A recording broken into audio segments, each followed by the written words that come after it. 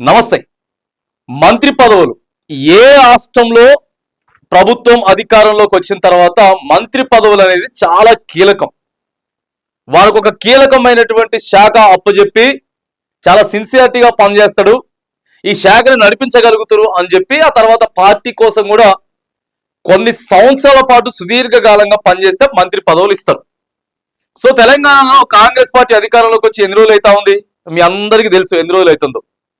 So అప్పటి నుంచి ఇప్పటి వరకు మంత్రులు లేరు. 6 మంత్రి పదవులు ఖాళీగా ఉన్నాయి. 6 మంత్రి పదవులు భర్తీ చేసుకునేదానికి కాంగ్రెస్ పార్టీ కిందకి మీద అవుతా ఉన్నది, గందరగోళం ఉన్నది పరిస్థితి. ఓవైపు ప్రజలేమో దయచేసి కీలకమైనటువంటి శాఖలు కొన్ని మిగిలిపోయినాయి, మంత్రులను పెట్టండి, పరిపాలన ఈజీగా ఉంటది, ఆ మంత్రి గారు ఉంటే అధికారులందరినీ కూడా పిలుచుకొని సమీక్ష పెట్టుకుంటాడు, ప్రధానంగా విద్యాశాఖకు హోంశాఖకు మంత్రులు లేరు అని చెప్పి అటుపక్క ప్రతిపక్షాలు బీజేపీ బీఆర్ఎస్ కానీ లేకపోతే ప్రజలు కానీ అడుగుతా ఉన్నారు. కానీ ఇప్పటి వరకు ఫిల్ చేయనటువంటి పరిస్థితి. ఇక కొందరు నాయకులు ఉంటారు కదా, నీకు వచ్చేసింది నీకెందుకు రాదు, బరాబర్ నువ్వు మంచిగా పార్టీ కోసం పనిచేసినవి, నీ పేరే ఉన్నదట, నీ పేరే ఉన్నదట, నీ పేరే ఉన్నదట, నీ పేరే ఉన్నదట. ఇట్లా 6 మందికి 30 మంది పేర్లు వినబడతా ఉన్నాయి. ఎంతమంది? 6 మంది. కావాల్సిన 6, దీనికోసం వేచి చూసేది 30 మంది. ఎవరి ఆశావాహులు వాళ్ళే. ఎంత లేట్ చేసే కొద్దీ అంత ఆశావాహులు పెరుగుతా ఉన్నారు. ఎందుకంటే ఒకరికి ఇవ్వకపోతే మాత్రానికి ఇంకొకరు ఖచ్చితంగా పార్టీని విమర్శించేటటువంటి ప్రయత్నం, వ్యతిరేకించేటటువంటి ప్రయత్నం, ఏదో ఒకటి చేసి గప్చుప్ చేసి మంత్రులు బెర్తులు ఖరారు చేసేదానికి ఇప్పుడు 30 మంది ఆశావాహులు అయినారు. మొన్న ఎమ్మెల్సీలు చేసిరు 3-4. ఆ ఎమ్మెల్సీలు కూడా మాకు ఇప్పుడు మంత్రి పదవులు కావాలంటున్నారట. ఏ సామాజిక వర్గం నుంచి ఆ సామాజిక వర్గమే. జస్ట్ అట్లా ఒక సోషల్ మీడియాలో ఒక పేరు వినపడంగానే ఆ పేరు వద్దంటూ ఇంకొకటి అక్కడ కనబడుతూనే ఉంటుంది న్యూస్. సో దసరాకి భర్తీ చేయాల్సినటువంటి మంత్రివర్గం, ఎందుకంటే ఇదే కాంగ్రెస్ పార్టీ నాయకులు ఏం మాట్లాడినారంటే అప్పుడు ఒక 2 నెలలు లేట్ అయింది, 2 నెలలు లేట్ అయింది కేసీఆర్ కి మరి మంత్రులు భర్తీ చేయక. 2 నెలలకే ఏంది కేసీఆర్ కి మంత్రి పదవులు భర్తీ చేయడం వద్దలేదు, వద్దా మంత్రులు వద్దా అని చెప్పిండ్రు.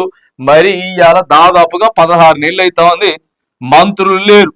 మంత్రులు లేకపోతే కొద్దిసేపు కోమటిరెడ్డి వెంకటరెడ్డి గారు అని చెప్తారు, కొద్దిసేపు ఏమో గడ్డం వినోద్ గారు అని చెప్తారు, కొద్దిసేపు వివేక్ గారు, గడ్డం వివేక్ గారు అని చెప్తారు. ఆ తర్వాత విజయశాంతి కొన్ని రోజులు ఇంకేమున్నది మంత్రి ఆమెకి ఖరారు అయిపోయిందని చెప్తారు. తర్వాత ఉత్తమ్ కుమార్ రెడ్డి గారి సతీమణి గారికి ఖరారు అయిందని చెప్తారు. ఇట్లా ఎవరికి వాళ్ళే ఆశావాహులు పెరిగిపోతూ సొంత పార్టీ నాయకులే ఇక వస్తే వచ్చింది, రాకపోతే రాలేదు, మాకు కావాలని చెప్పి కొందరు అడ్డు వేస్తా ఉన్నారు. మా పదవులు మా పేర్లు ఆల్రెడీ ఉన్నా కూడా లేట్ చేస్తా ఉన్నారు. కొంతమంది మరి పుల్లలు పెట్టేటటువంటి ప్రయత్నాలు చేస్తా ఉన్నారు, మాకు రాకుండా అడ్డుకుంటా ఉన్నారు. ఎట్లుందంటే ఇప్పుడు కథ ఒక రకంగా చెప్పాలంటే, అధికారంలోకి వచ్చినాం, సంవత్సరంన్నర అయిపోయింది, ఇంకొక 3-3.5 ఏళ్ళు ఉన్నది, తర్వాత అధికారంలోకి వస్తామో రామో తెలియదు. సో కొద్దిగా వ్యతిరేకత అయితే నడుస్తా ఉన్నది. ఈ నేపథ్యంలో ఇప్పుడు మంత్రి పదవి వస్తే ఇక మనకు మంత్రి పదవి దక్కినట్టు ఉంటది అనేటటువంటి ఆలోచనలో కూడా ఉండి సంఖ్య పెరిగిపోతా ఉన్నది. సంఖ్య పెరిగిపోతున్నట్టు నేపథ్యంలో మంత్రి పదవులలో మొదటి వరుసలో ఉన్నటువంటి ఇద్దరు కీలకమైనటువంటి పార్టీ నాయకులను పార్టీని ఉద్దేశించే మాటలు మాట్లాడిండ్రు. మనం చూసుకున్నట్లయితే ఆదిలాబాద్ జిల్లా మంచిర్యాల ఎమ్మెల్యే, ఆ తర్వాత వచ్చేసి మునుగోడు ఎమ్మెల్యే రాజగోపాల్ రెడ్డి. ఈయన ఆల్రెడీ ఫస్ట్ నుంచి కూడా ఆయన రేస్ లో పదవిలో ఉన్నాడు అని చెప్తున్నారు. తర్వాత ప్రేమ్ సాగర్ రావు ఇట్లా వీళ్ళున్నారు. అయితే ఇదేమో నల్గొండ జిల్లా, ఇదేమో ఆదిలాబాద్ జిల్లా, ఉమ్మడి ఆదిలాబాద్ జిల్లా. సో ఇక్కడ ఈ జిల్లా నుంచి వస్తే మాత్రానికి ఖచ్చితంగా నాకే మంత్రి పదవి రావాలని చెప్పి ప్రేమ్ సాగర్ రావు గారు అంటాడు. ఆ తర్వాత మునుగోడు ఎమ్మెల్యే, మరి ఈ జిల్లా నుంచి నాకు ఖచ్చితంగా నాకే రావాలి మంత్రి పదవి అని చెప్పి వాళ్ళిద్దరు కూడా కూర్చొని ఉంటే కీలకమైనటువంటి వ్యాఖ్యలు చేసిండు మునుగోడు ఎమ్మెల్యే. ఒకసారి మీరు చూసుకున్నట్లయితే సో ఆయన ఏం మాట్లాడిండు ఏంటి అనేది చూడండి ఒకసారి. మంత్రి పదవి రాకుండా సీనియర్ నేత జానారెడ్డి అడ్డుపడుతున్నారు, ధర్మరాజులో ఉండాల్సిన వ్యక్తి ధృతరాష్ట్రులా వ్యవహరిస్తున్నారు. 30 ఏళ్లు మంత్రి పదవి అనుభవించిన జానారెడ్డికి రంగారెడ్డి హైదరాబాద్ జిల్లాకు మంత్రి పదవి ఇవ్వాలనే విషయం ఇప్పుడు గుర్తు వచ్చిందా? మంత్రి పదవి అడుక్కుంటే వచ్చేది కాదు, కెపాసిటీతో వస్తుందని చెప్పి మునుగోడు ఎమ్మెల్యే మాట్లాడింది. సో డైరెక్ట్ గా పార్టీ సీనియర్ నేత జానారెడ్డిని ఉద్దేశించి జానారెడ్డి ఆ మంత్రి పదవికి పడతా ఉన్నాడని చెప్పి క్లియర్ గా చెప్పకనే చెప్పిండు. ఇక ఎమ్మెల్యే మంత్రి పదవి రావాలంటే మాత్రానికి మన దగ్గర దమ్ము చూసి వస్తుంది తప్ప ఎట్లా పడితే అట్లా రాదని చెప్పి ఆయన చెప్పిండు. ఉమ్మడి ఆదిలాబాద్ జిల్లా నుంచి ఇంకా ప్రధానంగా ఇంకో మాట కూడా ఉన్నాడు. మాట్లాడితే రంగారెడ్డి హైదరాబాద్ అని చెప్పి మాట్లాడుతా ఉన్నారు. సో ఇవాళ గుర్తుకొచ్చిందా? జానారెడ్డి అన్ని సంవత్సరాలు సుదీర్ఘకాలం పాటు మంత్రి చేసిండు కదా, ఇవాళ ఎందుకు 2 జిల్లాలు గుర్తొస్తా ఉన్నాయి అంటే మాకు రాకుండా చేస్తా ఉన్నారు అనేది మరి రాజగోపాల్ రెడ్డి వర్షన్. ఆ తర్వాత చూడండి ఒకసారి మంచిర్యాల ఎమ్మెల్యే, మంత్రివర్గంలో నాకు చోటు లేకుంటే ఉమ్మడి ఆదిలాబాద్ జిల్లాకు అన్యాయం చేసినట్లే, ఆదివాసీలకు పార్టీ కార్యకర్తలకు ఊపిరిగా నిలిచిన నాకే అన్యాయం చేస్తారా? 10 ఏళ్లు పార్టీని కాపాడుకుంటే ఇదేనా మాకిచ్చే గౌరవం? వేరే పార్టీలు తిరిగి వచ్చిన వారికి పదవులు కావాలా?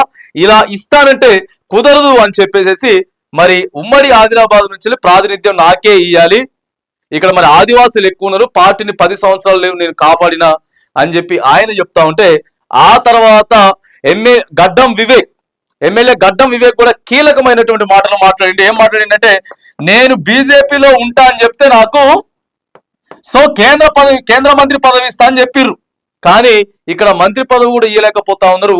ఏం చెప్పి తీసుకొచ్చారు, ఏం చేస్తా ఉన్నారు అనేది సో మాట్లాడుతా ఉంటే వీళ్ళిద్దరు మాట్లాడినట్టు ప్రధానంగా ప్రేమ్ సాగర్ రావు ఆ తర్వాత రాజగోపాల్ రెడ్డి మాట్లాడినటువంటి మాటలు పార్టీని ఉద్దేశించి, మరి ఇప్పటికే ఇన్ఛార్జ్ మీనాక్షి నటరాజన్ గారు ఉన్నారు, పార్టీ లైన్ దాటి మాట్లాడకూడదు అని చెప్పి సో మొదటి నుంచి కూడా చెప్తూనే ఉన్నారు కాంగ్రెస్ లో.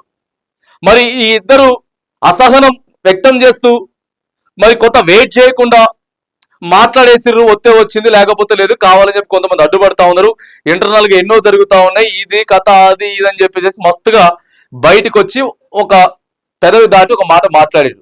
మరి ఇప్పుడు వీళ్ళిద్దరిని ఎట్లా ఉద్దేశిస్తుంది పార్టీ, ఎట్లా చూస్తుంది పార్టీ? వీళ్ళిద్దరికి వచ్చే అవకాశం ఉందా లేదా? వీళ్ళిద్దరి పేర్లు ప్రధానంగా వినపడ్డాయి, కానీ మరి వాళ్ళిద్దరికి డౌట్ ఉన్నదా? పదవి మాత్రానికి వచ్చేటటువంటి అవకాశం ఉందా లేదా?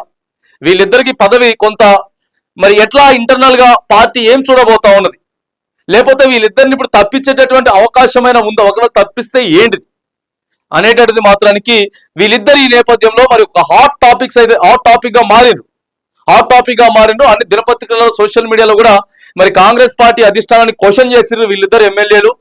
మంత్రి పదవుల కోసం ఇంకెన్ని రోజులు చూడాలి అని చెప్పి, ఇస్తే ఇండ్రు లేకపోతే లేదు, కావాలని చెప్పి కొంతమంది అడ్డుకుంటా ఉన్నారని చెప్పి మరి పార్టీ అంతర్గత వ్యవహారాలకు సంబంధించే వీళ్ళిద్దరు మాట్లాడినటువంటి నేపథ్యంలో మరి పార్టీ ఎట్లా స్పందించబోతా ఉన్నది, మరి వీళ్ళిద్దరిని మంత్రులకి మరి గట్టిగా మాట్లాడుతున్నారని చెప్పి ఫైనల్ చేస్తారా, లేకపోతే పార్టీ లైన్ దాటి మాట్లాడినని చెప్పి మరి వీళ్ళని పక్కకు పెట్టేటటువంటి ప్రయత్నం చేస్తారా అనేది మాత్రానికి కొంత వేచి చూడాల్సిన సమయం అయితే ఉంది.